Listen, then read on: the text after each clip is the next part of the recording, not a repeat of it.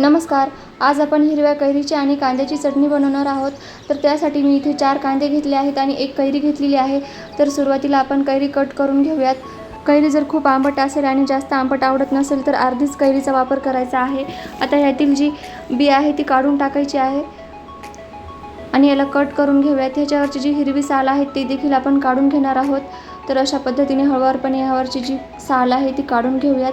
अशा प्रकारे कैरी कट करून घ्यायची आहे. उन्हाळ्यामध्ये भरपूर प्रमाणात कैऱ्या येतात बाजारात, तर त्यावेळेस आपण अशी कैरीची चटणी बनवू शकतो.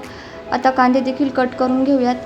तर इथे मी 4 कांदे घेणार आहे. ते पूर्णपणे त्यावरची साल काढून कट करून घेऊयात.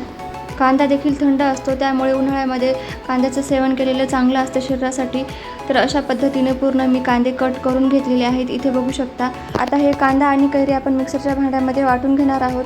जर तुमच्याकडे खलबत्ता असेल तर त्यामध्ये देखील तुम्ही वाटून घेऊ शकता. आता ह्यामध्ये मी लसणाच्या पाकळ्या टाकणार आहे. 10 ते 12 लसणाच्या पाकळ्या टाकून घेऊयात आणि मिक्सरला हे वाटून घेऊयात. जास्त बारीक वाटायचं नाही, जास्त बारीक जर वाटलं तर पाणी सुटतं ह्याला.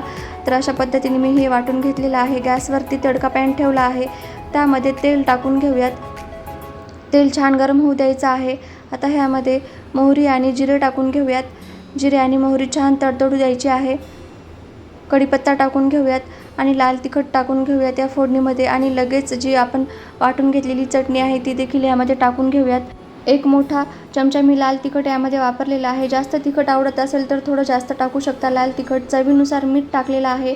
तर मीठ टाकल्याच्यानंतर याला व्यवस्थित असं मिक्स करून घ्यायचं आहे. अशा पद्धतीने आपली ही चटणी तयार झालेली आहे कांदा आणि कैरीची.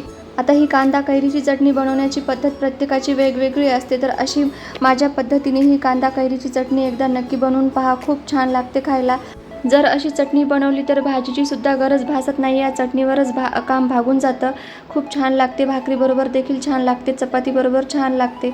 नक्की या पद्धतीने चटणी बनवून पहा आणि जर अजून आपल्या चॅनलला सबस्क्राईब केलं नसेल तर नक्की सबस्क्राईब करा. व्हिडिओला लाईक करा. व्हिडिओ पाहिल्याबद्दल खूप खूप मनापासून धन्यवाद.